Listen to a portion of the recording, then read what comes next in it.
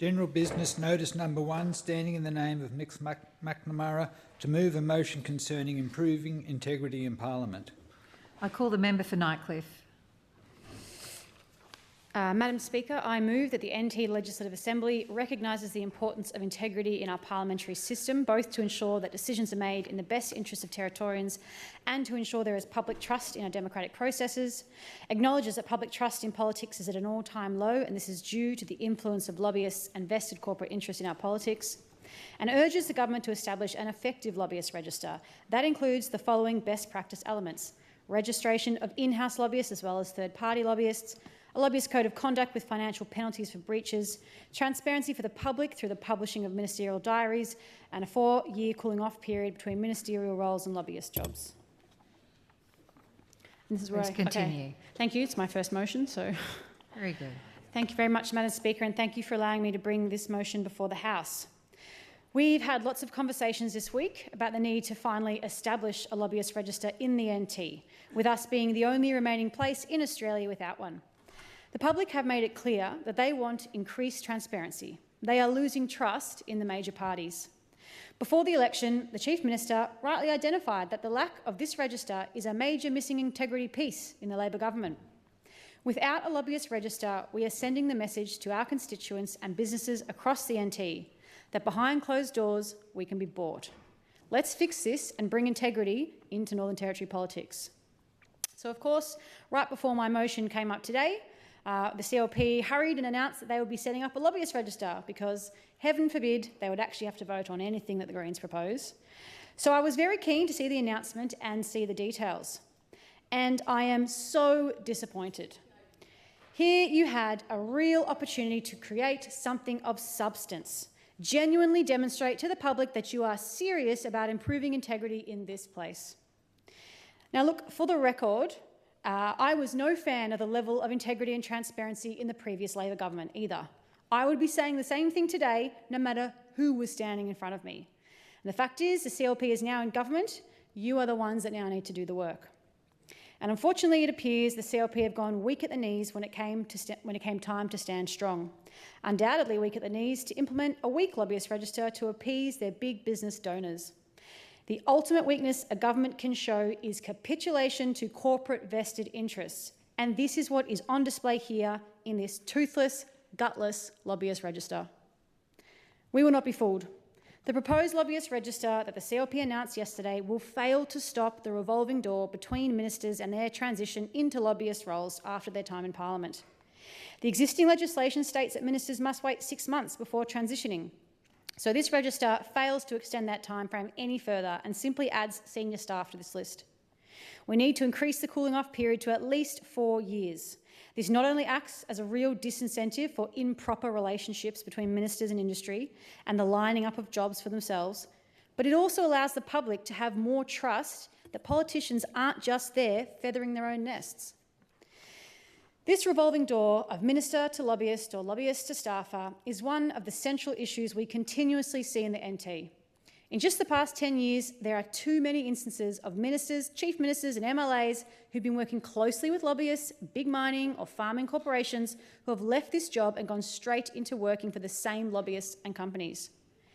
In 2022, Michael Gunner, the former Labor Chief Minister, accepted a job 6 months and 3 days after resigning as Chief Minister as a lobbyist for Fortescue Futures Industry.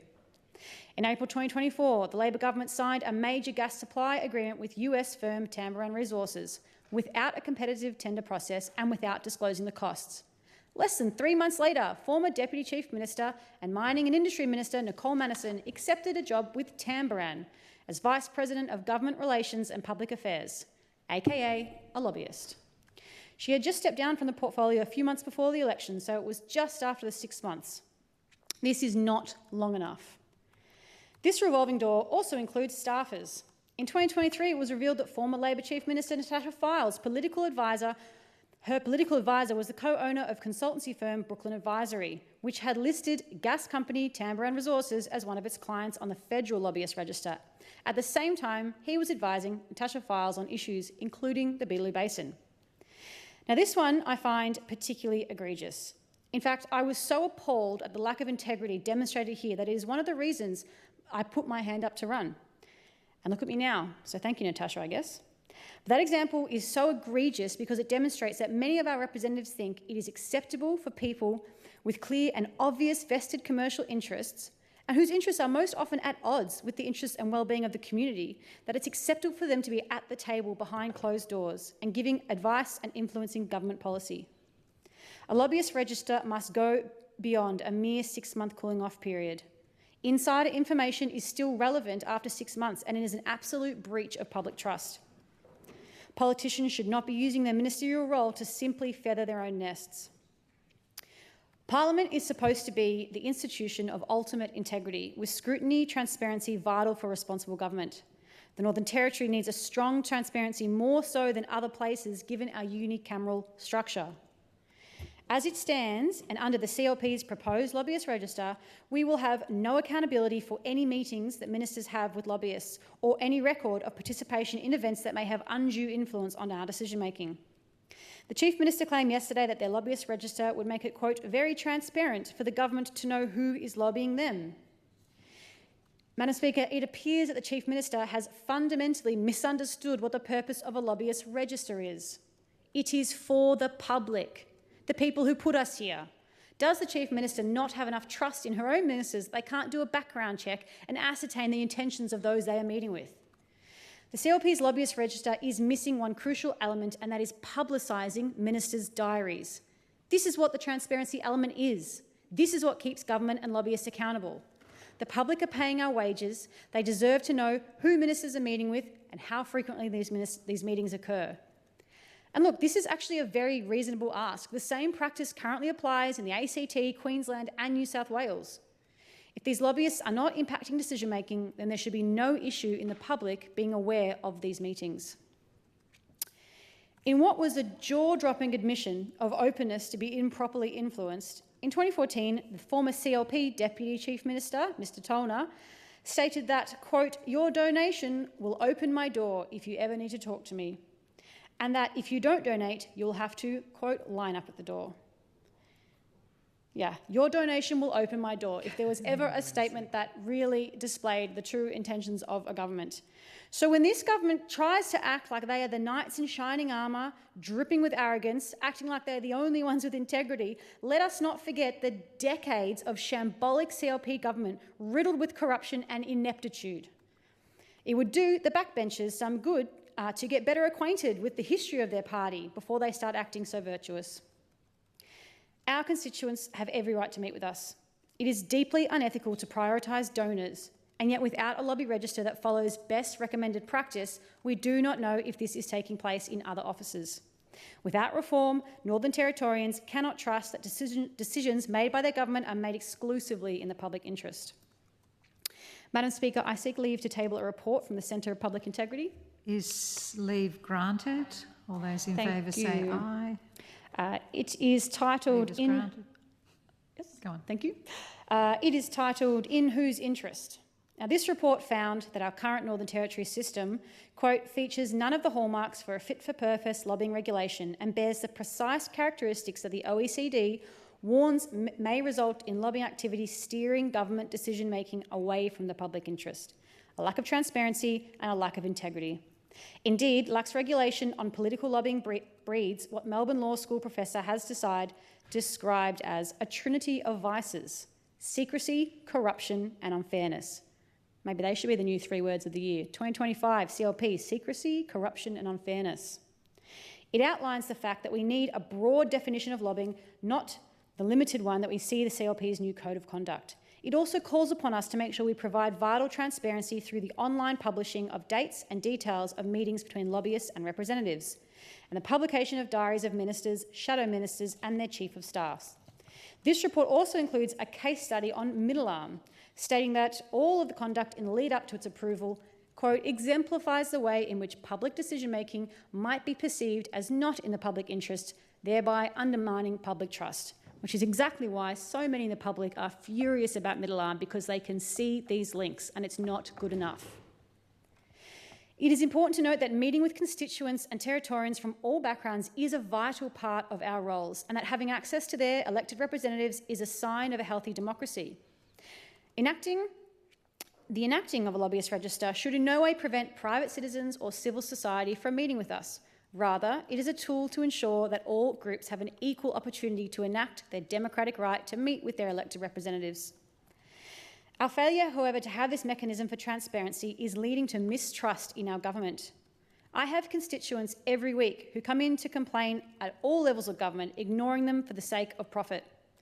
Our constituents have placed their faith in us to make the best decisions for them, not the best decisions of a few big businesses and those that donate to the major two parties. Now, I'm not saying we need to reinvent the wheel here. We are the last jurisdiction without one, which means we have many examples of effective lobbyist registers. Queensland's lobbyist register is a very strong example of an effective one. In Queensland, we see comprehensive definitions which ensure all kinds of lobbying activity is covered by the register. Under their Integrity Act of 2009, a lobbying activity is defined as communicating with a government representative in an effort to influence decision-making of the state government or local government, including, for example, the making of a decision relating to any of the following matters: the making an amendment or appeal of legislation, the development and amendment or abandonment of a government policy or program, the awarding of a government contract or grant, the allocation of funding, and the making of a decision about planning or the giving of development approval under Planning Act 2016. This is far more comprehensive than the weak definition of lobbying that we see in the new Code of Conduct that has been uploaded to the NTG website just recently. On it, lobbying activities that are excluded include communications in response to a request for tender or any communication with senior staffers or chief of staff. This is not good enough and it's completely inadequate. A central concern I have is the fact that the responsible entity for the CLP's lobbyist register will be the Chief Minister and Cabinet. My God. This is not an independent entity. No lobbyist register in Australia operates like this. None, not a single one. In Queensland, the Office of Queensland Integrity Commissioner. In Tasmania, it's an independent statutory body. In the ACT, it's the Office of the Legislative Assembly. In New South Wales, it is the Electoral Commission. In South Australia, they have a special minister. These are all appropriate options. The Chief Minister and Cabinet is not an appropriate option to oversee a lobbyist register that's just investigating themselves. Queensland continually amends their legislation as new lobbying challenges arise, with them making any unregistered lobbying an offence, with this carrying a maximum penalty of 200 penalty units. Under the CLP's proposed register, there are no legitimate penalties for breaches, with there only being a name and shame list, which outlined, as stated in 12.2 of the Code, that the Chief Minister and Cabinet may remove persons from the lobbyist watch list if the Chief Minister and Cabinet is satisfied they should no longer be placed on the watch list. How will that be decided? This is totally inadequate and will not provide any disincentives for people to actually abide by the Code of Conduct. Under Queensland's register, the diaries of ministers, assistant ministers and chiefs of staff are published monthly on the Queensland Cabinet website. The diaries of the Leader of the Opposition, Chief of Staff and Shadow Ministers are also published monthly. The information published includes the meetings with registered lobbyists, all their employees, and details of all attendees and subject matter.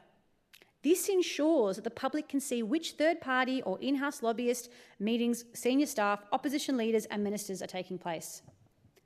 In order to regain this trust and ensure our decisions are truly for the benefit of our constituents, we must implement a lobbyist register that follows recognised good practice, such as the one effectively functioning in Queensland. Honestly, if Queensland can do it, we can do it too. We owe it to our constituents to do better than implementing the most basic, toothless version that offers nothing on real accountability and is nothing more than a box-ticking exercise. We must ensure the lobbyist register is thorough, efficient and best practice. Let's look to our neighbours and follow their strong lead by implementing an effective one. If you have nothing to hide and if you are genuinely committed to transparency, then you would happily vote in favour of this motion. Thank you. Thank you. Before we continue, I'd like to welcome in the gallery this evening Miss Emmeline Michaela Howe. And she's come in today to see her dad, the member for Drysdale, because she missed out yesterday as she had school. And she's just started transition, so we welcome Emmeline and her mum, Mrs. Alice Howe, to the gallery this evening. Leader of the Opposition. Thank you, Madam Speaker, and it's very exciting to be a parent of a transition student. I can attest to that this year. Madam Speaker, I rise to make my contribution to this very important motion that's been brought before the House by the member for Nightcliff. Our Territory Labor opposition absolutely supports the introduction of a lobbyist register here in the NT.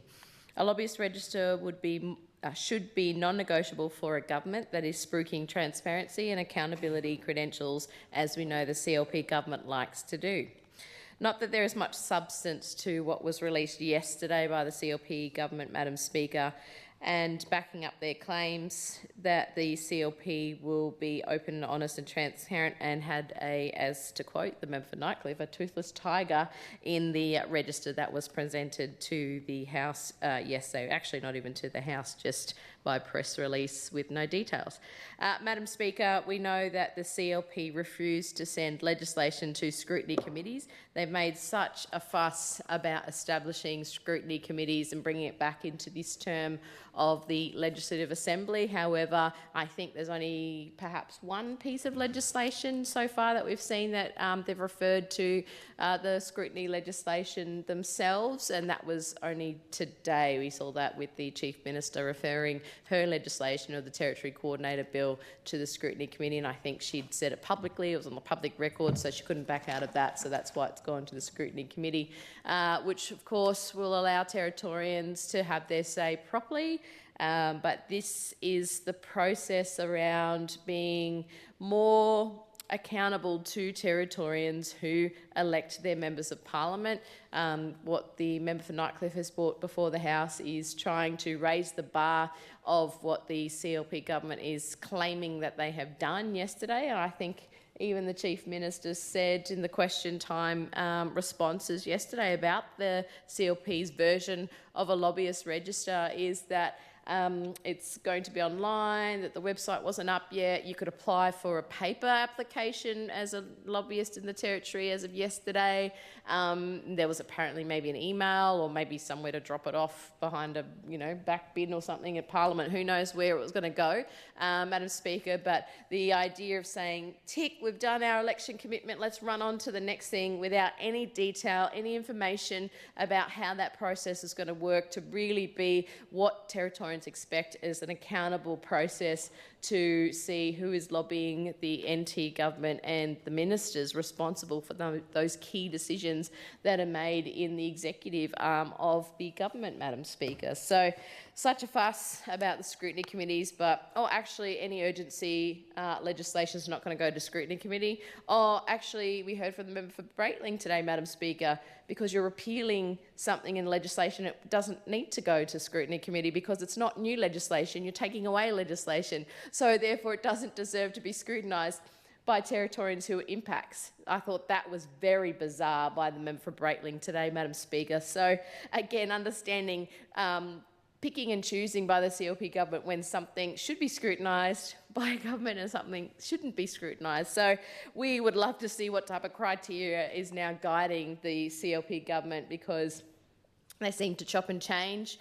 Maybe the puppet masters behind the scenes pulling the strings are the ones we should be asking the questions, because it doesn't seem like anyone in this chamber on the CLP's side actually can answer some of those very important questions. And we know, as the member for Nightcliff has stated, as a big part of why she's brought this motion before the House, that the level of distrust about Territory politicians and political parties is quite high, unfortunately, in the Territory. And we want to change that, Madam Speaker. I know many people who've put their hands up in this Parliament want to see things better, I genuinely believe that Territorians want to see good government. I genuinely believe that everyone in this chamber, whether they're in government or otherwise, want to see the Territory thrive and to do better and to work on how we can improve all of the electorates that we represent in this place. But how do we do that if there's no guiding principles, Madam Speaker? How do we do that if there's no criteria around the expectation of a government and what is good governance?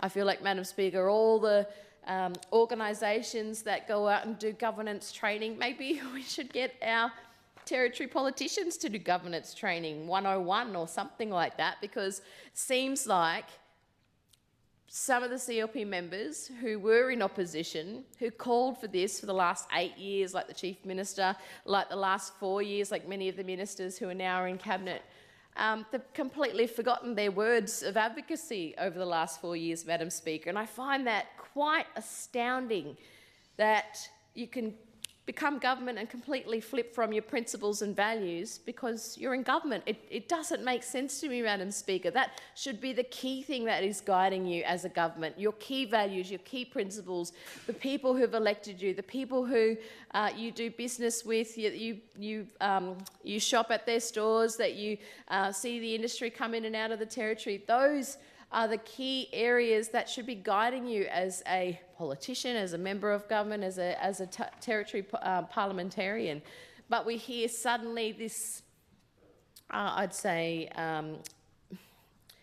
a real feeling of pulling back, like it's supposed to be a bad thing that you want your government to do well and to govern well. Like it's almost this complete change and opposite from what I've seen CLP members in this parliament for 8 or 4 years completely reverse their values and their principles of what they've been spouting for 4 years in opposition and what they've been spouting for the last 8 years in opposition. And I find that even more concerning, that you can change, they say, oh, a leopard can't change its spots, or a zebra can't change its stripes, and, all these great, ways to describe it. But, what is it? Like a member of parliament can't change their integrity. Like, what is it that is guiding the CLP in this sense, Madam Speaker? So the motion that the member for Nightcliff has brought around the key values and principles of a lobbyist register, we don't have to reinvent the wheel. We're so lucky in the territory because every other jurisdiction's done it. We just have to pick the best parts of it. You don't even have to think for yourself, CLP government. It's all there. It's like a buffet. You just pick the best parts of it. But you haven't even done that. Like, that's the frustrating thing, Madam Speaker. And prior to the election, Labor committed to doing this. That's why we want to support it. When the government came out yesterday and announced it on their press release, we were quite excited, I think similar to the member for Nightcliff. But then when we asked about the details, simple questions, Madam Speaker. Who is going to run it? How is it going to be run? How is it accessible? Who has to go on the register? We had to weed that out of the Chief Minister in question time. And, I know we like to think we're so important here in the hour of question time that the whole of the territory stops what they're doing to listen to us, but that's absolutely not the reality, Madam Speaker. We all know that. There is a lot of Territorians who would miss all of that information and detail and who would be genuinely interested in finding that out, Madam Speaker. So I really hope the communications, other than the spruiking by the CLP government, become more substantial, become more detailed, and provide the information that not just the opposition or the crossbench want to know, but what Territorians want to know, what we can take back to our electorate in the 28 days we're going to run around and do the government's consultation for them, because they don't believe in consultation. Apparently, you get elected the 4 years and that's it. You get a mandate to do whatever you want. I didn't realise that we're now in a dictatorship instead of a democracy. Madam Speaker, like, consultation and engagement has to be constant if you're supposed to improve things, if you're supposed to make things better for Territorians. And the CLP government has not once said that's what they're going to do. Not once, Madam Speaker. And again, that makes me very concerned for my electorate of Arnhem, makes me very concerned in the role as opposition leader to take that information and to try and make sense of it and to tell Territorians that I don't know what's driving the government, because all they're doing is personal politics or repealing things that Labor did. Like, there's no vision again, Madam Speaker. So having something that's established that our parliament, the 25, not just the government, but the 25 members of parliament can establish to create an even better model of the register across the country would be fantastic to see the NT lead in that space. But unfortunately, Madam Speaker, the reality is, and my hopes are quite quashed as of yesterday, that this is not going to be the case. We're going to be lagging behind. It is a disingenuous gesture. There hasn't been work put into it.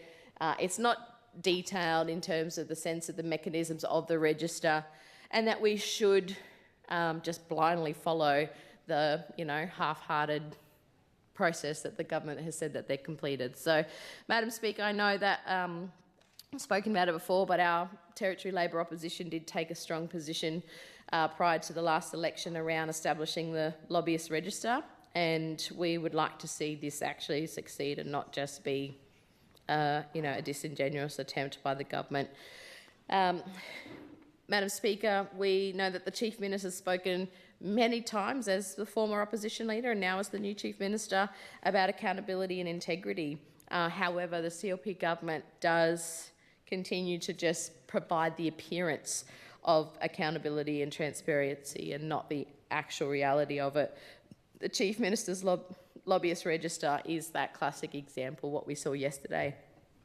It's clearly been cobbled together at the last minute. Oh, geez, there's a motion coming before the House on Wednesday. We better put our press release out and say, oh, look, we've done it, tick, we've done it, move on, let's go, without actually doing this properly. And I think Territorians absolutely deserve better, Madam Speaker, in this sense. And we know that the Chief Minister has ducked and weaved her way around a host of things that she enthusiastically spruiked that she would do, or that the former Labor government should do better.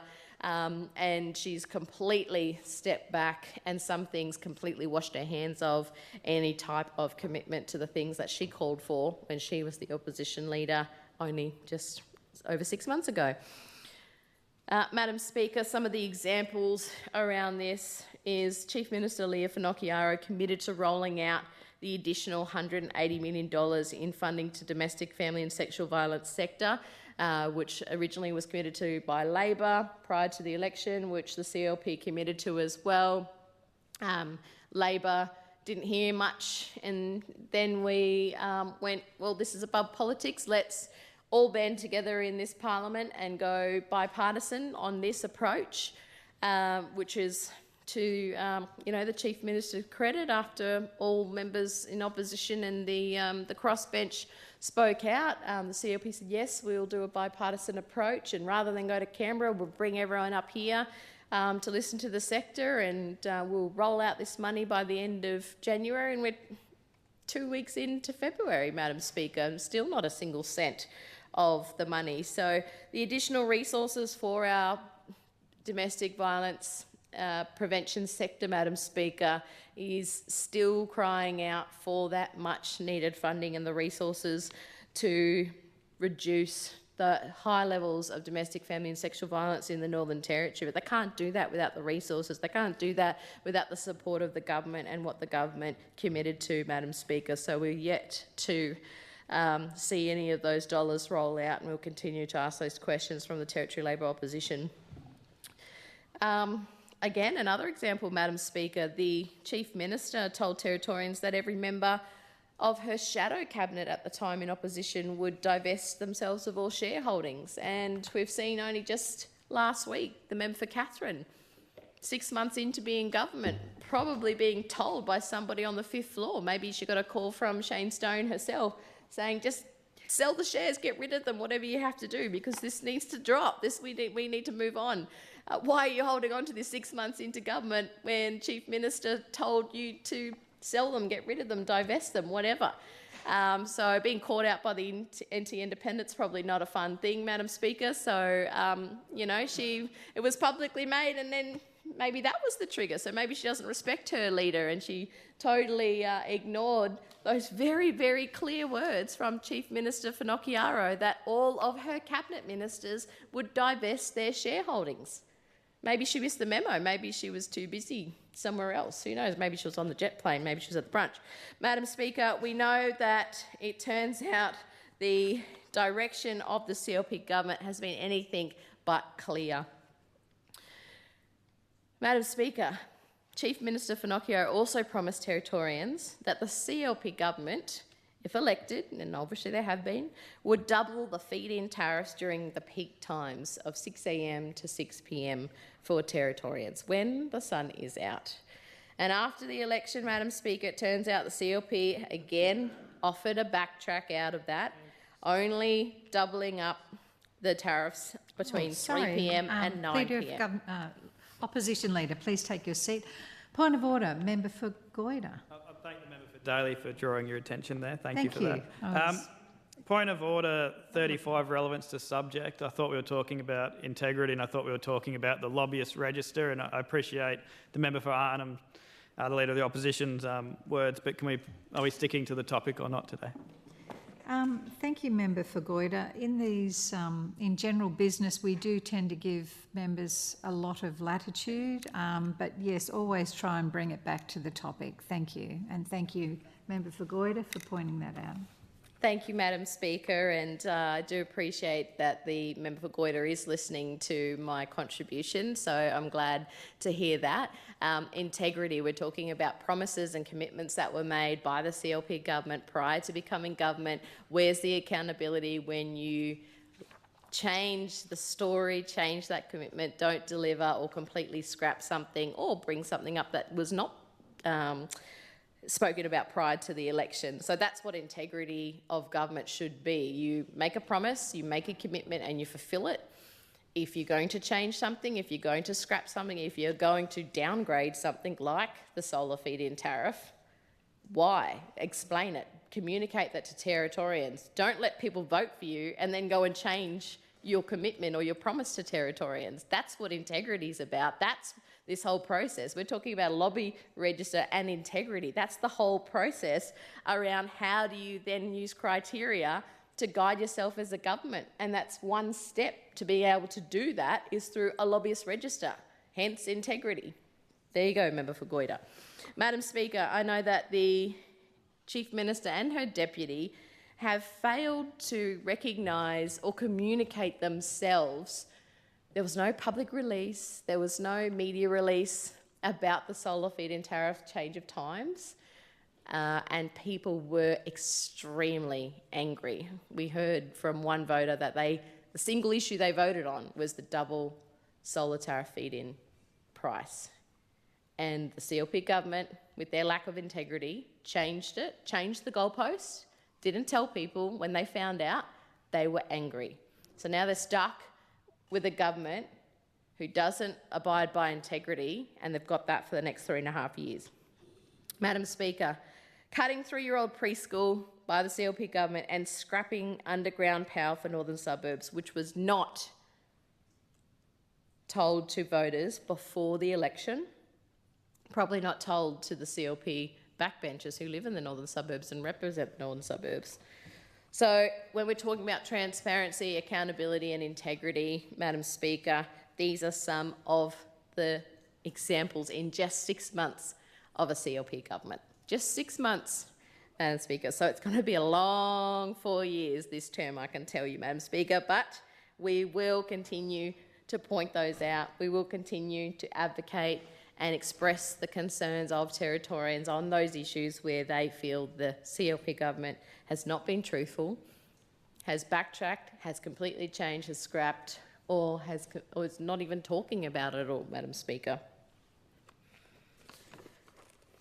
Madam Speaker, Territorians have every right to know who is getting through the door with the Chief Minister and her ministers if this is going to inform decision-making, particularly of Cabinet, also of caucus, but particularly of Cabinet ministers in the CLP government. The lobbyist register the Chief Minister has announced yesterday is pretty gammon, Madam Speaker. It falls short of the mark when we're talking about not being legislated, not being protected post-political cycle. It is not limited, it is limited to consultants only. So those peak bodies, including our unions, it's a toothless tiger, as the member for Nightcliff has said. Madam Speaker, it's not clear who will maintain the oversight. I know the Chief Minister spoke a little bit to the questions that were asked yesterday in question time around, the maintenance of the CLP's lobbyist register. But we said, what's the consequence for ministers who don't abide by the CLP lobbyist register? And it was, I'll give a stern talking to, Madam Speaker. I think something to the words of that effect. So clearly, if it takes 6 months for you to get a minister to sell or divest their shares, then what kind of consequence will happen if a minister is not keeping up to date, not being clear and transparent about the what lobbyists they're meeting to if they're not putting it on the register, or the lobbyists aren't registering themselves. What's the consequence? It's the bit that's missing. That's very, very muddy. And Madam Speaker, the kicker is the register is not going to be published anywhere. There's no information that's going to be available. So who sees it? How do you check this? How do you provide the openness, transparency and accountability that the CLP is talking about? We don't have any of these answers, Madam Speaker. And then we talked about, I know the member for Nightcliff has spoken about this in her motion, ministerial diary. So how do you then provide more information? And we've seen other jurisdictions do it, so what would be the best fit for here in the Northern Territory? So it really shouldn't be that hard, Madam Speaker, but I'd say it's like pulling teeth, but if it's a toothless tiger, it doesn't already have teeth to pull. So how do you give it teeth, Madam Speaker? Maybe we need to put some dentures onto the CLP lobbyist register to actually give it some grunt and some bite. I know the CLP, Madam Speaker, likes to say if you've done nothing wrong, then you've got nothing to worry about. So similarly, Madam Speaker, I say to the CLP government, if you're holding inappropriate meetings, that you should have no problem in if you're not holding inappropriate meetings, then you shouldn't have to worry about opening your diary to Territorians so they can see who you're meeting with. So, Madam Speaker, the CLP government are going to pursue their version of the lobbyist register. I know the member for Nightcliff's motions before us, and it provides some very clear detail on how to do it. She's done all the work. The CLP just have to adopt it. Again, you know, this is about the future of the Territory. This is about making things better for the Northern Territory.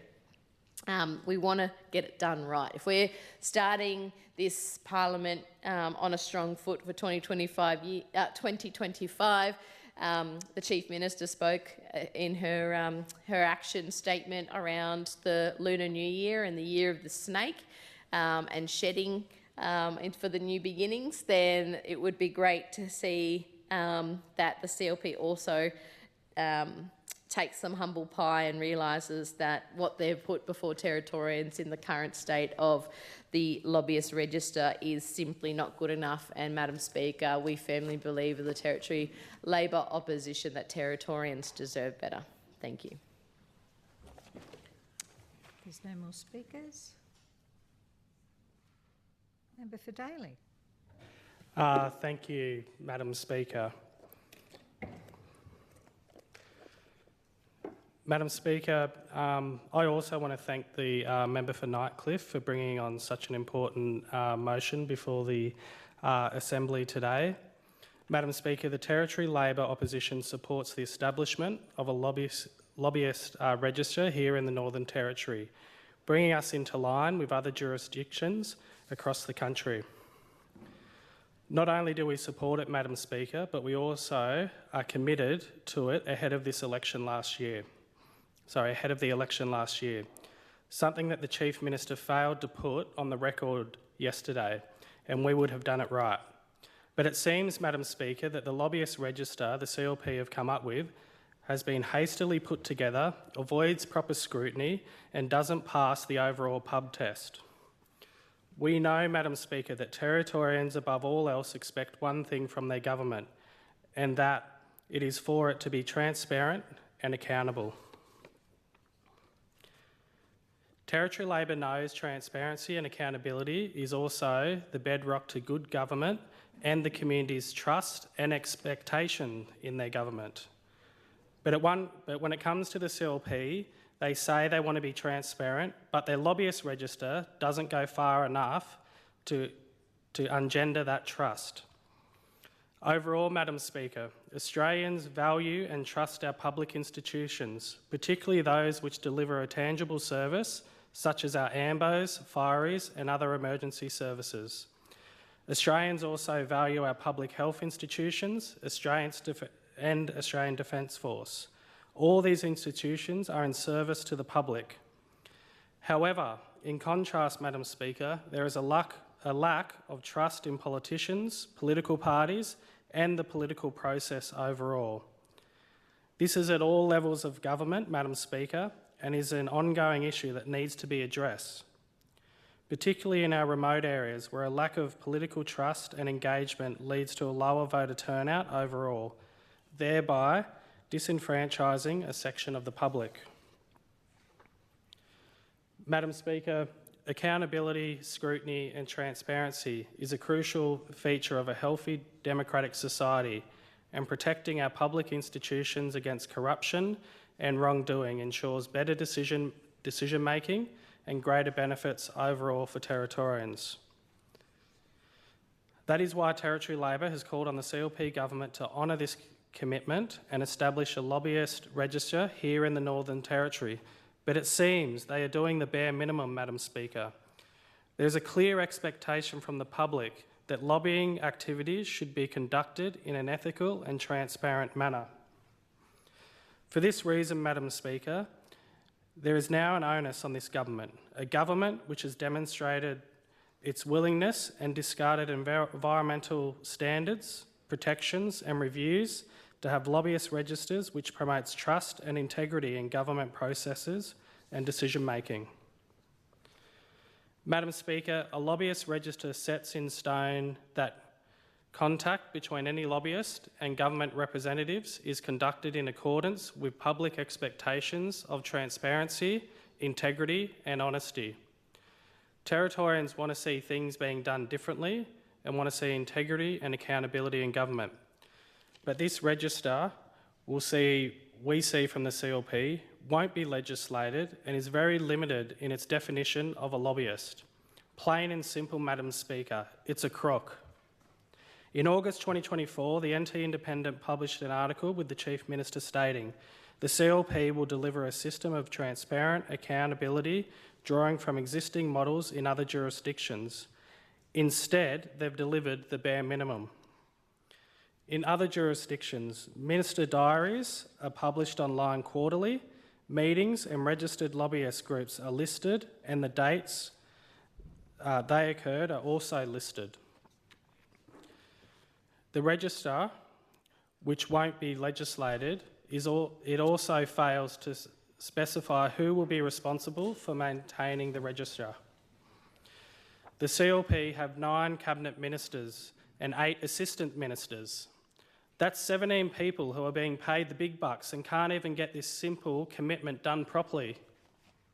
This week, the CLP launched their Year of Action slogan and have constantly talked swift and decisive action, yet they haven't put any real thought or action towards this straightforward and basic commitment. It's always a rule for the thee and not for me with the CLP, Madam Speaker. They'll slam anyone who they think is wrong and promises the sky to get elected. But will duck and weave on commitments properly when it comes to themselves being in government, be it shares, be it solar feed-in tariffs, be it the commitment to fund important infrastructure projects. Madam Speaker, trust in our public officials and processes requires the leadership to build that integrity framework that not only prevents corruption but also reinforces the public interests over private interests. The CLP have a history of having a complete lack of understanding of the crucial role that trust and integrity plays in government, and if they want to show true changes of their colours, of their CLP predecessors, they would have, but they didn't. Thank you, Madam Speaker.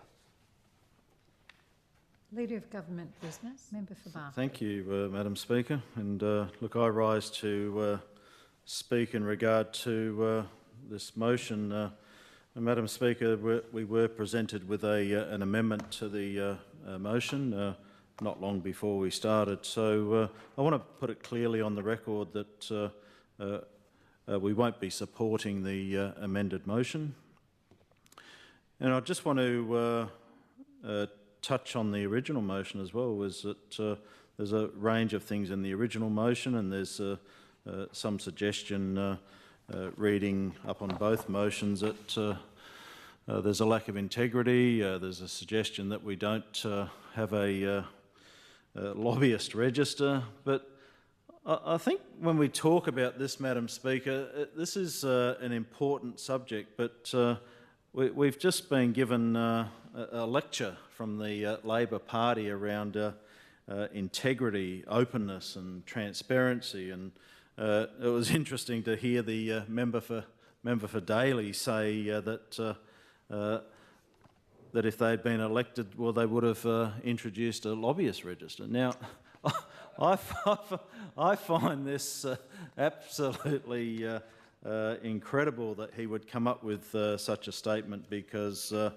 I've spoken about this document many times before, Madam Speaker, and this is the original Labor document here, Madam Speaker. It was tabled here in Parliament back on the 30th of November 2016, so I won't retable it.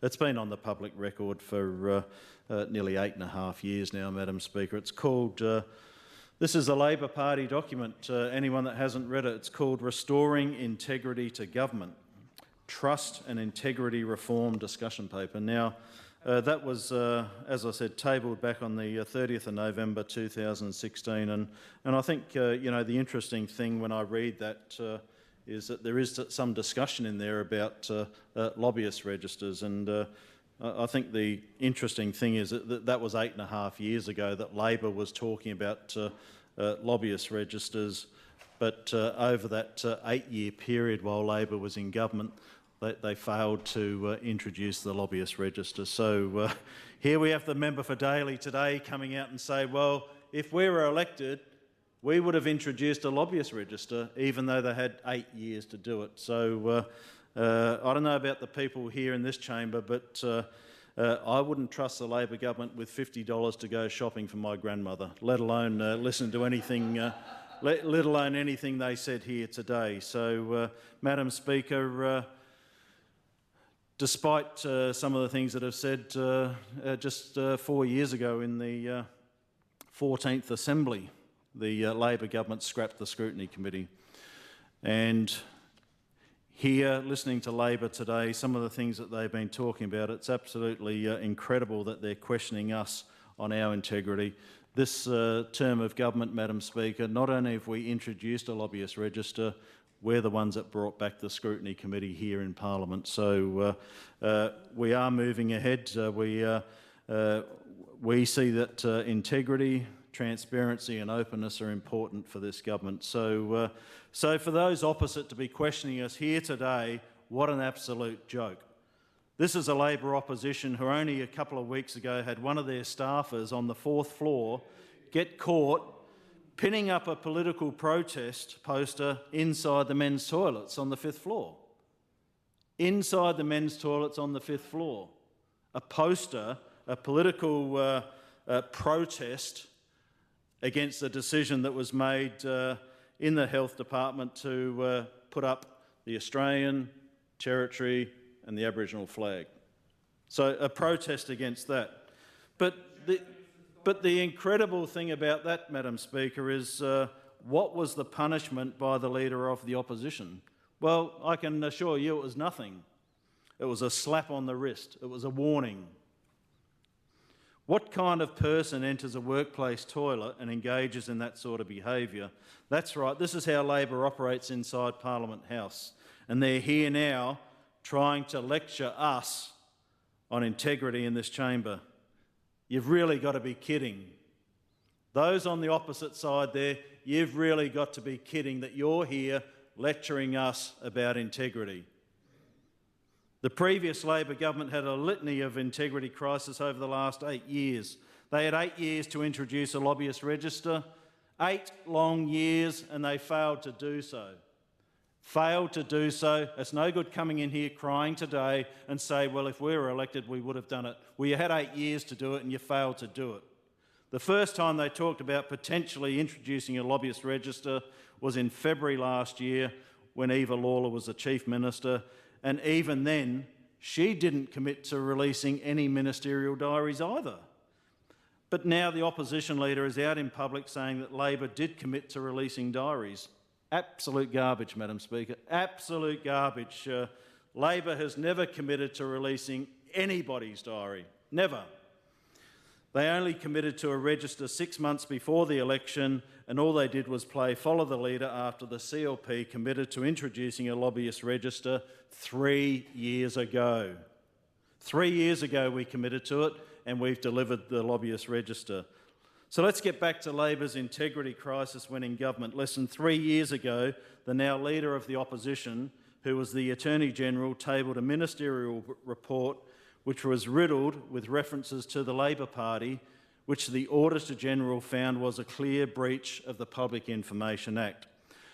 Her document, Achieving Equality in the Northern Territory report, made multiple references to the Territory Labor government and perceived achievements over the prior 5 years. It was nothing short of disgraceful, absolutely disgraceful for those that were here sitting in this chamber. Someone who was the Territory's highest law officer at the time and who's now the leader of the Labor Party tabled that document sprouting Labor achievements under the banner of Territory Labor government. Let's get on to the member for Gwoja, who purchased shares in a major wholesaler that supplies alcohol to Central Australia bottle shops 2 months before Labor alcohol bans lapse in the region. That's right, 2 months before Stronger Futures lapsed, we had the member for Gwoja out purchasing shares knowing that the floodgates of alcohol would be opened in Central Australia. What does that say about the member for Gwoja? What does that say about the Labor Party? Those opposite moved heaven and earth to stop an ICAC investigation into the member for Gwoja's share scandal. They refused to reveal whether he had declared his conflict of interest when he was in Cabinet. Refused. The member for Gwoja was also caught out spending $700 of taxpayers' money on fuel for private travel while he was driving between Adelaide and the Northern Territory. And let's not forget how the Labor had a Chief Minister called Natasha Files who had to resign after it was exposed that she owned shares in a gas company operated in the Territory. Prior to that, now listen to this, she hired a political advisor who co-owns a lobbying firm that represented the gas company with a major stake in a large-scale gas exports projects in the Beetaloo Basin and Middle Arm. And what about the now Deputy Leader of the Opposition, the member for Daly? He spent $2,500 of taxpayers' money on fuel on private travel through New South Wales and Queensland in 2022. Not in the Territory, not in his electorate, but he thought he was entitled to spend $2,500 of taxpayers' money on private travel for himself. When he was a staffer for the now Leader of the Opposition, he also threatened the member for Breitling. Outside of Parliament, but listen to this, he was also given a slap on the wrist by the now Opposition Leader. So there's a history of not dealing with the issues. The Opposition Leader, just recently the political poster in the toilets, slap on the wrist, gave a warning, there's form for that. That's what she did with the now Deputy Leader of the Opposition when he threatened the member for Breitling outside of Parliament. And what about the former Police Minister, Brett Policy on the Run Potter? Had to apologise for racist Facebook posts and Chief Minister Lawler branded him an idiot. That was their response to posting racist Facebook posts. The response was, the Chief Minister said, well, he's an idiot. That was it. That was it. Now, even the now member for Arafura had to front up while he was a Labor candidate to confess that he was responsible for a car crash which killed a woman back in 2009. Neither he or Labor were upfront with Territorians about the incident before he ran for Parliament. So there you have it, Madam Speaker. That's all four of them. All four of the Labor members sitting in this chamber. All four Labor members opposite have been caught out on integrity issues, yet here they are today trying to lecture us about integrity. You just wouldn't read about it. We haven't even mentioned Labor's infamous cocaine sex scandal. Does anyone remember that? So, here they are today, the four Labor members over there, trying to lecture us about integrity. Yet all of them have been involved in their own integrity issues themselves. The cocaine sex scandal, well, that might have been previous Labor members, but here we have four today. So this is an opposition leader and a party who have no backbone, zero integrity, yet they are trying to lecture us on integrity here today. What I would say is shame, shame, shame. Shame on every Labor member sitting on the opposite of this chamber. Madam Speaker, as I started with, we have introduced a lobbyist register. We've brought back scrutiny committee to Parliament. We've acted with integrity. We're open and transparent. We've been very upfront in changing the sessional orders to bring back the scrutiny committee, something that Labor took away back in 2020. So when we talk about integrity, this Labor government clearly has no integrity, and they shouldn't be here trying to lecture us today about this very topic. Madam Speaker, Mr Deputy Speaker, we don't support this motion, and just to remind people that based on that motion, we already have the integrity register, we already have a scrutiny committee, and we don't support the motion. Thank you. Thank you, Mr Deputy Speaker. I won't speak too long, but I just want to address some of the, on this topic of integrity. And we have this line from the Greens that they are holier than thou and are not capable of integrity breaches. Well, just to bring the Australian Greens down to earth a little, I'd just like to highlight some of the very recent integrity breaches, which I would have let slide, but since we're under the microscope, let's all put ourselves under the microscope. It's come to my attention, Mr Deputy Speaker, that twice the Greens party has broken social media policy. And the problem is, this is why there's a distrust. If we're going to cut and edit videos and put them out into the public, to cut how we laugh, but the rules are to have context in full, Mr Deputy Speaker. And it's done that way so that we can't cut and change it. The other one, Mr Deputy Speaker, and I'd be keen to hear the why to this from the member for Nightcliff, but it was brought to my attention that yesterday the member for Nightcliff mocked a veteran who stands at attention for the national anthem. So why every veteran, we come from all different parties. I know the member for Arafura is also a veteran. The military is not a partisan body. We represent people from all over the place, and we are very proud to serve our country. And we serve our country, a lot of us, so that there can be freedom in rooms like this. Mr Deputy Speaker. Member for Daly, point of order. Standing Order 43, I'd like you to make a ruling on the personal reference that is made to the member for Nightcliff. You can't just come in here and make accusations, and I'd ask for him to withdraw. Look, first of all, I'll say just make sure you direct all questions through the chair. Member for Drysdale, continue. Deputy Chair. It's reminded me the interjection. He needs to withdraw. No, I'm ruling is okay. Thank you. Continue. Thank you for interjection, because you just remind me. It's also, we'll carry on. Talking to the integrity of the Australian Greens, some of the two biggest donors I'm curious about with the Australian Greens. The party seems to be funded by two individuals for the most part. We have a Duncan Turpie, who I'm sure the Greens party can update us on more recent, but from what I can see on the website, we have $550,000 from Duncan Turpie, who, correct me if I'm wrong, and I might be wrong, but I believe is a professional gambler. And so the Australian Greens' biggest donor is a professional gambler. I wonder how that shapes the Greens party policy on gambling in the country.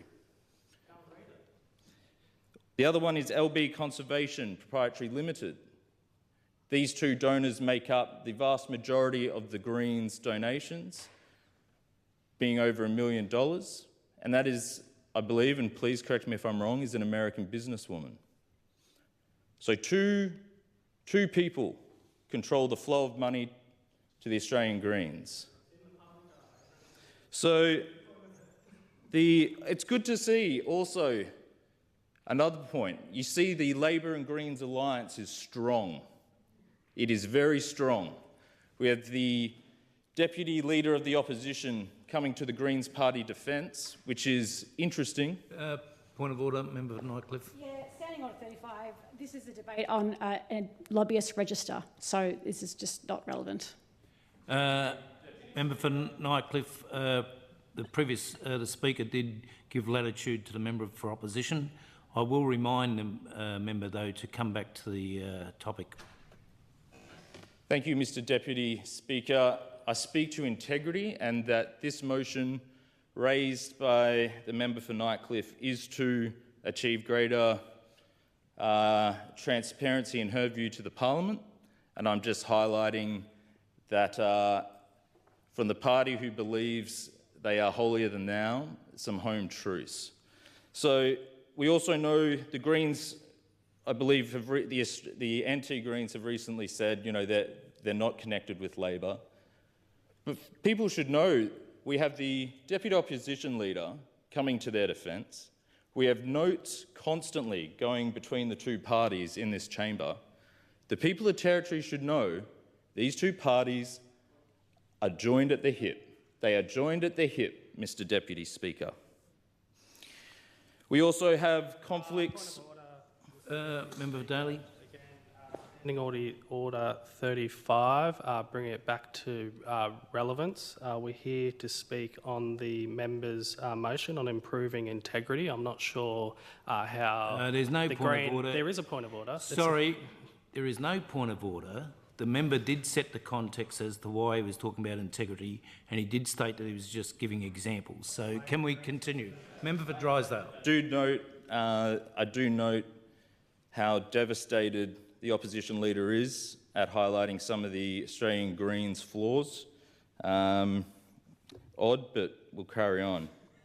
I'd like to talk about the alcohol lobby as well. I keep hearing about this alcohol lobby. I'm actually yet to meet anyone from the alcohol lobby. I can only speak for myself, Mr. Deputy Chair. I've never met anyone. No one has ever approached me. And so putting out these falsehoods is what further degrades this Parliament, with people believing we're all being, lobbyists are just pushing their whole agendas on us. I can only speak for myself. I've never met anyone from the alcohol lobby. No one from the alcohol lobby has tried to put onto me things about pushing their agenda, whoever they are.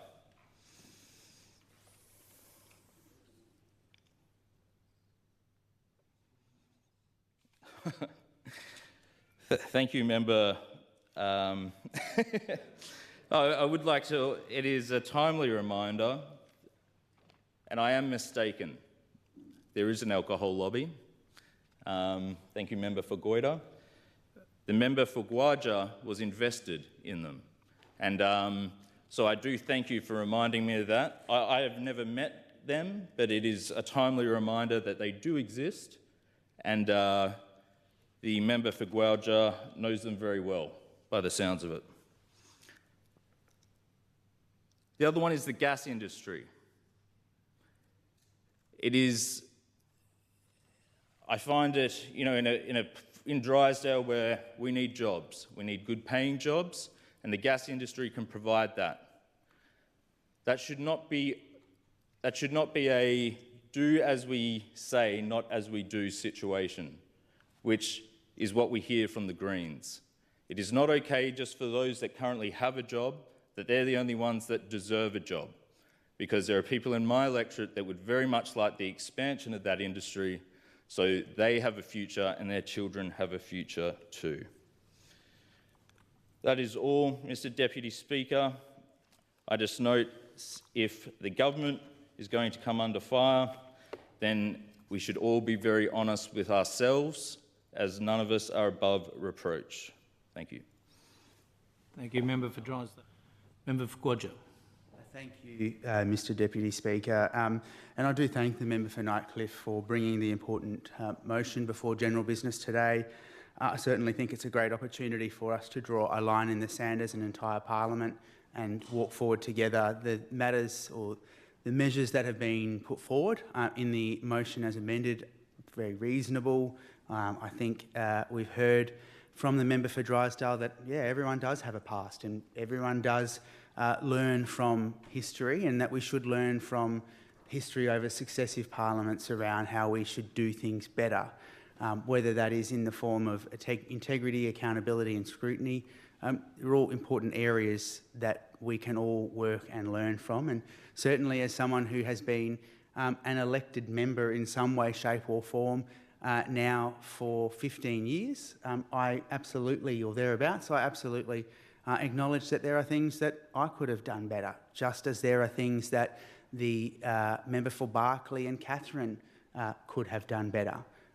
But I think this is not the time or the opportunity to act like children and bring up historical issues to try and win points on your political point scoring blackboard. This is an opportunity to look at what the member for Nightcliff has put forward. It's fair, it's reasonable, I think it's important. Certainly I think that there are those measures in there that allow us to provide that greater sense of accountability and rebuilding the trust with people in the Greater Territory. Because it is important, I think that this is a measure that we can all say is important and will work. It's not something that is being brought forward by the opposition. It's not something that's being brought forward by the government. It's something that's being brought forward by a member on General Business Day. It's not a select committee. It's not a scrutiny committee of which the government can pick and choose what matters they send to the committee to be scrutinised, as we have seen today. The corrections legislation no longer going through that scrutiny process, nor the petroleum planning and water amendment. So I think this is important. I think that, yeah, each Australian jurisdiction does do things differently, because each Australian jurisdiction in its unique way, shape or form is quite interesting in how it processes and looks at things. I think that there was a conversation earlier in here around New South Wales, and New South Wales publishes the Minister's diaries, I believe, could be another jurisdiction, but they don't go into great detail, but they indicate who the Minister met with, how long the Minister met with a particular group, and that it was important. I think there shouldn't be any reason why we should be shying away from this. Certainly from my lived experience, this is certainly something that I absolutely think is incredibly important, something that, yep, I can acknowledge probably should have been done some time ago. I don't want to get into the debate or the gutter tonight on you did this, you did that, and slagging and throwing stuff. I think it is reasonable. I think it's important. I do think it allows that creation of public trust to be regained in the community. I do just want to talk about and just flag it as a matter. And I know that I actually spoke on Katie Wolfe with the member for Port Darwin on this last year, when there was some comments raised about former members of the Legislative Assembly taking up employment outside. And I think the member for Port Darwin, and I'm hoping I'm not verbalising her tonight, we spoke about the Territory being a small jurisdiction and how challenging that can be for members who willingly or unfortunately for various reasons are not returned to the Legislative Assembly, and how challenging that can be. And on all sides of the political spectrum, Labor, Liberal, Independents. Members who leave here often don't directly go into retirement, and it was a former Labor government in the Northern Territory who brought in and ceased the pension for elected members because that was an economic measure at the time to bring that in. And since those severance packages were introduced and brought into Parliament, I'm not going to talk about individual members who have gone on from here, because, as I've said, all sides of politics engage in after political employment. But I do think that there is a conversation with the community around the expectations and understanding around what that is and how it should look. I wasn't involved, Mr. Deputy Speaker, in 2016 when the Parliament had the Select Committee into opening Parliament up for the people.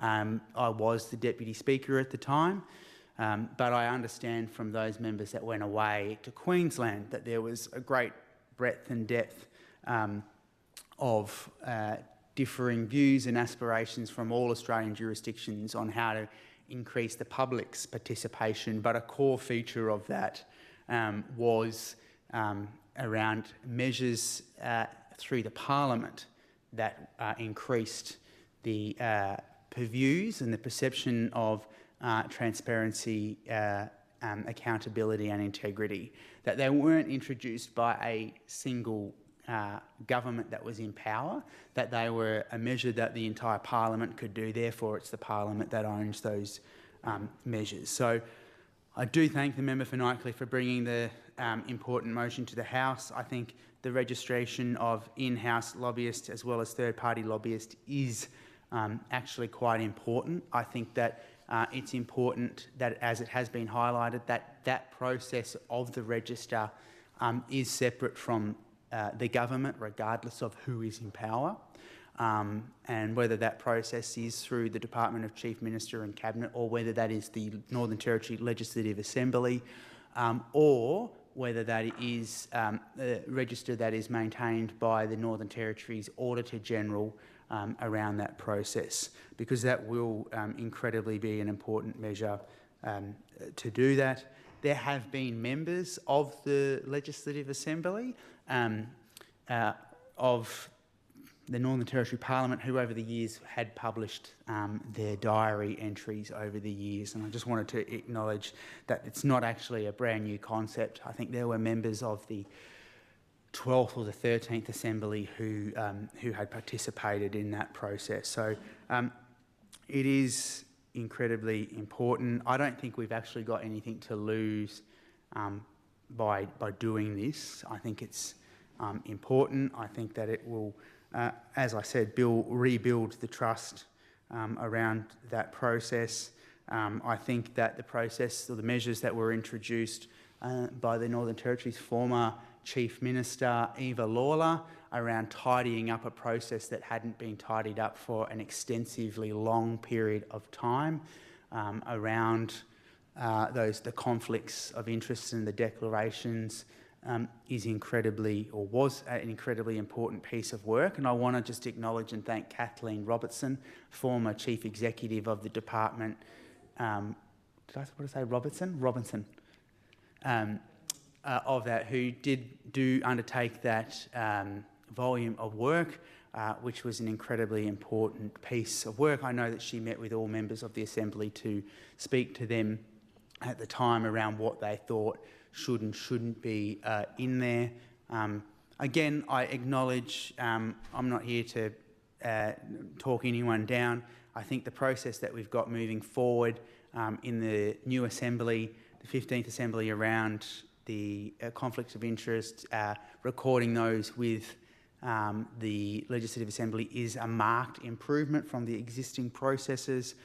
This will further complement that work. I think it's incredibly important. I know that from people that I've been speaking to, particularly in Alice Springs, we're really quite happy with what was being spoken about, and I will also acknowledge that they were not critical at the time of the Chief Minister who was talking about the register. Obviously, we hadn't had access to the details, but I think, you know, the Leader of the Opposition as well as the Member for Nightcliff have well articulated today the number of opportunities we have before us, and I think that they are essential to ensure that we can be much better in the future around our transparency and accountability, not just in government, but in all of our dealings as local members around who we're meeting with and what we're talking with them about. I think that's incredibly important. So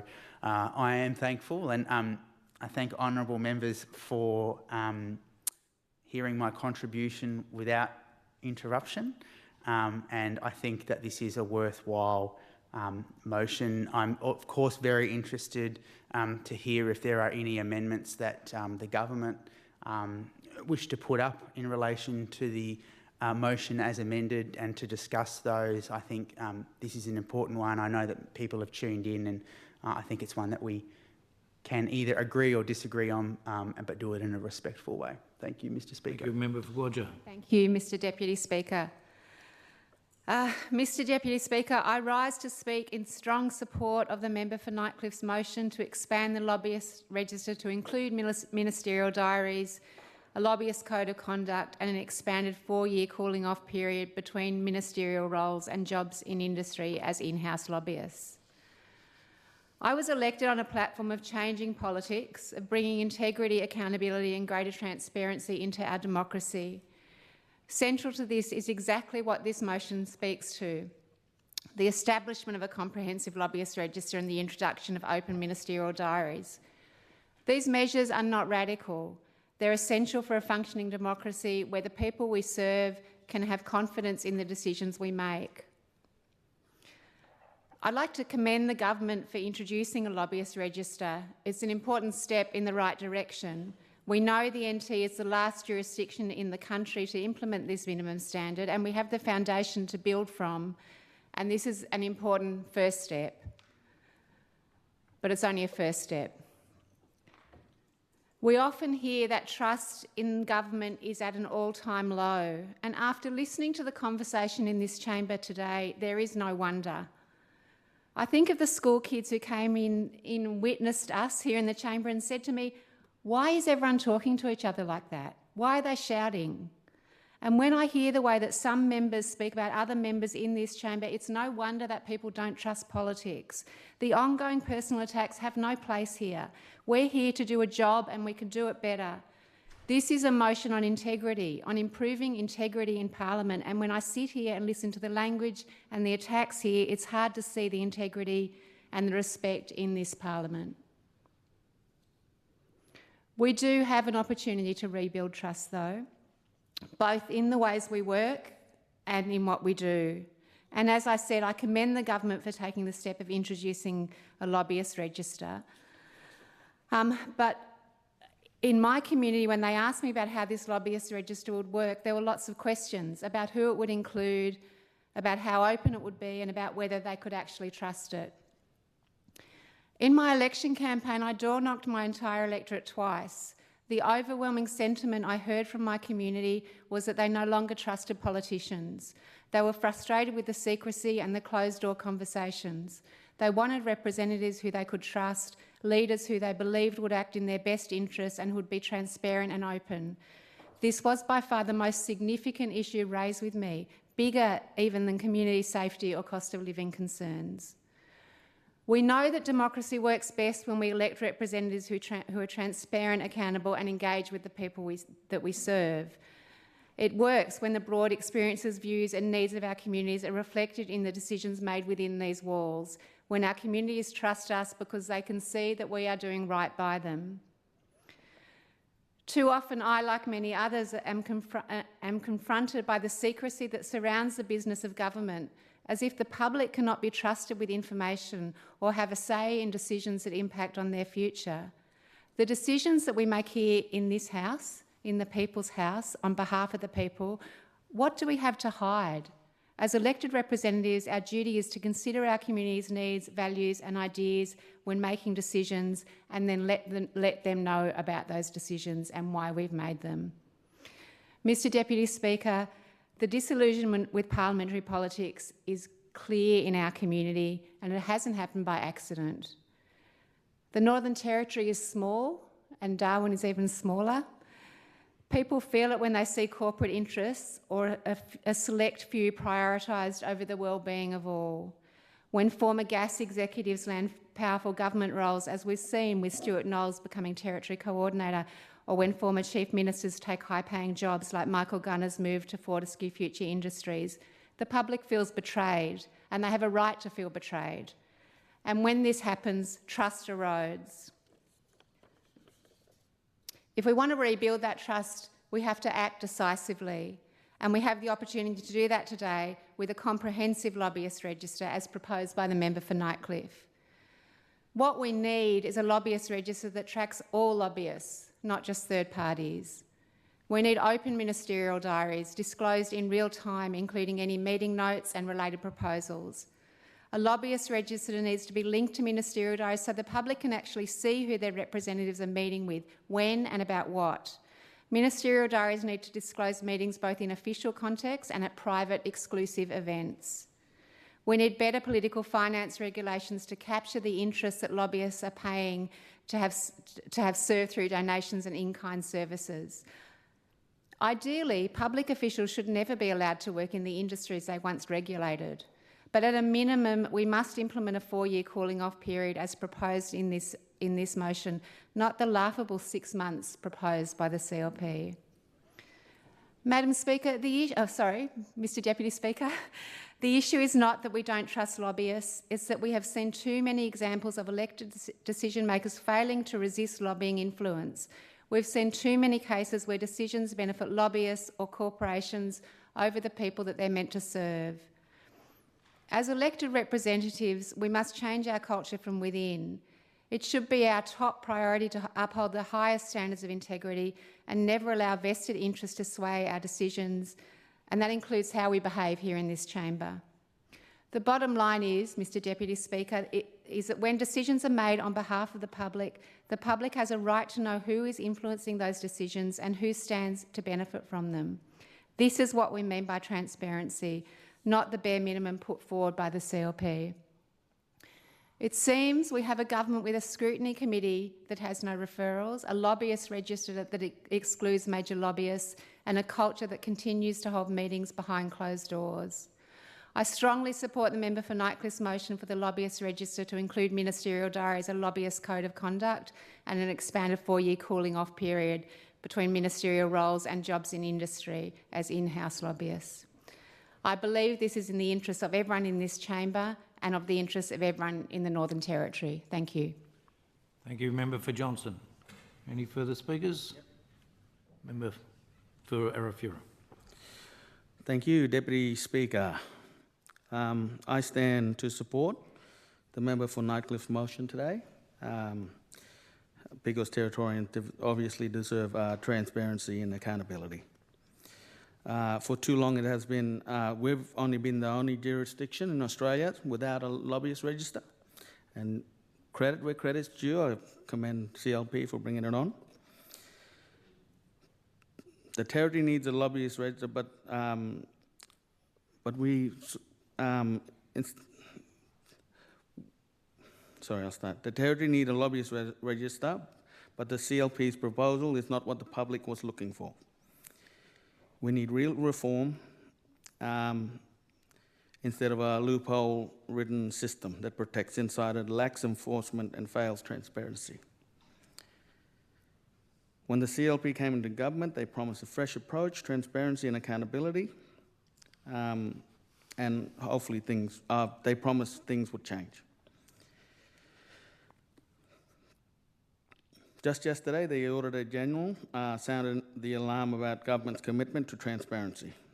The Auditor General highlighted misleading claims of lack of public accountability and taxpayers-funded political advertising that prioritises spin over substance.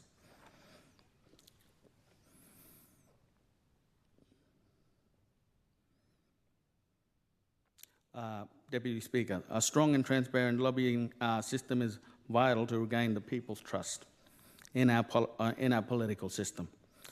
Territorians have a right to know who is influencing government decisions, who ministers are meeting with, and whose interests are being prioritised. This is why Labor have committed before the election introducing the lobbyist register. That is why we believe the ministerial diaries should be made public, so Territorians can see for themselves who is walking through the doors of ministers' offices and shaping the decisions of our lives. These are not radical ideas. These are standard integrity measures across the country.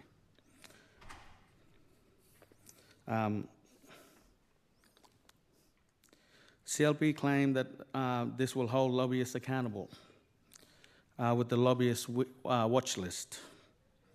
It's nothing more than a name and shame exercise, no clear oversight and no proper enforcement. Who decide goes in and on the list is our question. What safeguards exist against the misuse to this system open to political manipulation? And let's not forget where the CLP's proposal does it require ministerial diaries to be published.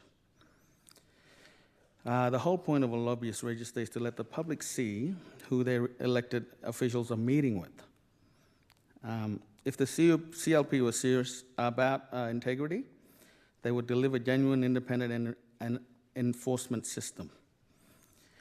We know that accountability, scrutiny and transparency are the foundations of a healthy democracy.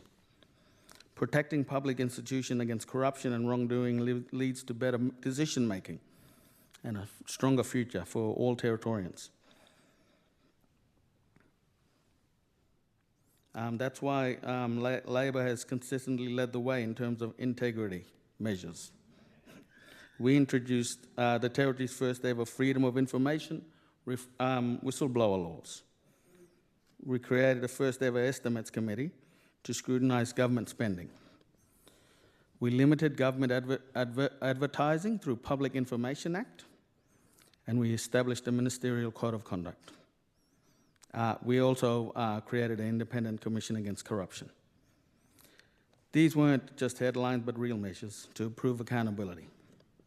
We will continue to push for real reforms to close the gap, strengthen transparency, and ensure that integrity in government is more than a talking point. Because Territorians deserve better and they deserve a government that works for them. Not for the power, not for the insiders, not for the lobbyists knocking on the back door. The people of the Northern Territory deserve nothing less. Thank you. Thank you very much. Any further speakers? Otherwise, I'll call on the member for Nightcliff to close. Thank you, Mr Deputy Speaker. Thank you to the members for their contributions to my motion today. So I would like to respond. And look, to begin with, I'm not sure how to respond to the member for Drysdale's contributions. Regarding the donations to the Greens, we don't accept corporate donations, and that's something that we're very proud of. Full stop. We don't believe those donations should have any influence on politics. The average amount of our donations is $43. They come from regular people. It's a grassroots movement. We have massive amounts of volunteers at every election because we are a community. At the previous election, the CLP had to fly in people and put them up in hotels because they could not get enough volunteers. We flooded with volunteers. Look, I'm just looking at if the donations, it's really quite funny to try to bring up donations. The two major parties are fully funded by big industry. That's where their donations come from gambling, alcohol, gas, fossil fuels. So I'm not really sure why you want to bring that to the chamber, because that's kind of a fight you can't win. We want to look at the latest figures. Donations to the CLP, $100,000 from JP Thor Ventures, $50,000 from Randazzo Properties, property developer, $199,000 from Ray Bale Investments. Ray Bale was also caught on camera ripping down Labor and Greens call flutes before the election.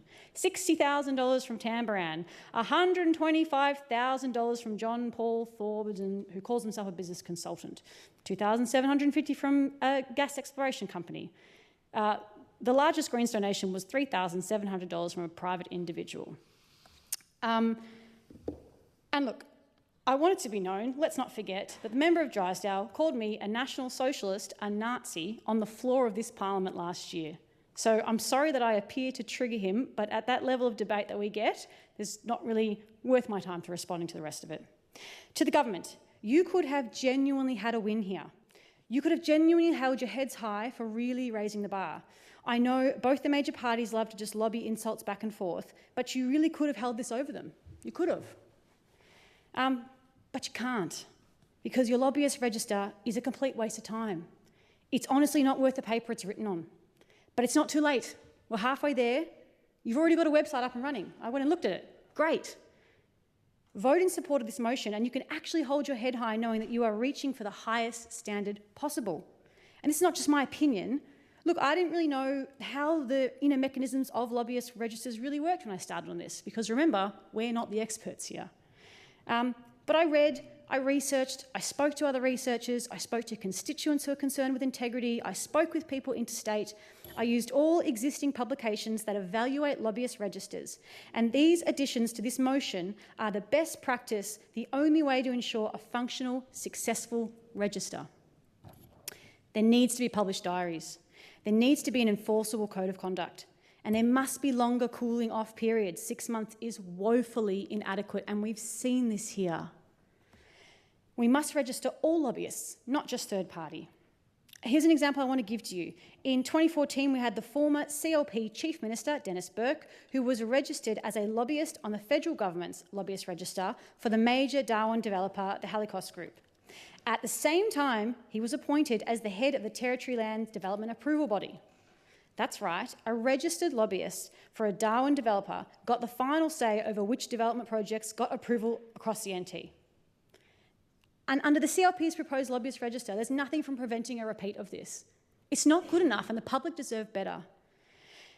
With the differences between in-house and third party, I know that this register is going to include third party lobbyists. Great. The problem is that we need to see in-house. It's not enough to say the in-house lobbyists, it's obvious who they're working for, the ministers are going to know.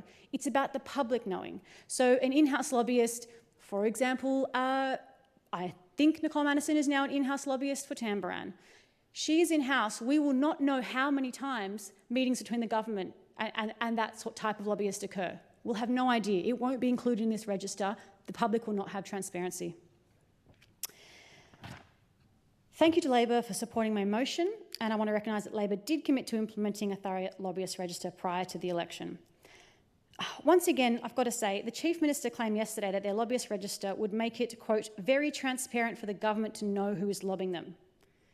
Once again, this is a fundamental misunderstanding of what the purpose of a lobbyist register is. It's for the public. The CLP's lobbyist register will not provide an iota of transparency for the public. Thank you to the member for Barclay for his contribution. I know you spoke endlessly about Labor in this motion, but I am here to hold you both to account. As many of my constituents keep reminding me, I'm here to keep the bastards honest, and that's what I'm trying to do.